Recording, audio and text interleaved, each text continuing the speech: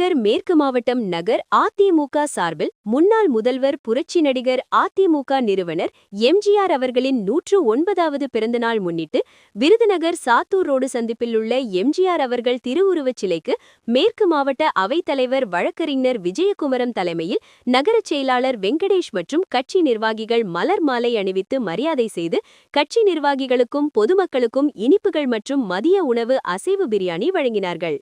நிகழ்ச்சியில் அவைத்தலைவர் வழக்கறிஞர் விஜயகுமரன், நகரச் செயலாளர் வெங்கடேஷ் மற்றும் அதிமுக மாநில, மாவட்ட, நகர, ஒன்றிய மகளிரணி நிர்வாகிகள், பல்வேறு அணிப்பிரிவு நிர்வாகிகள், கட்சி தொண்டர்கள் உள்பட ஏராளமானவர்கள் கலந்து கொண்டனர். நகர அதிமுக சார்பில் பொதுமக்களுக்கு மதிய உணவு அசைவ பிரியாணி வழங்கப்பட்டது. நிகழ்ச்சிக்கான ஏற்பாடுகளை நகரச் செயலாளர் வெங்கடேஷ் செய்திருந்தார்.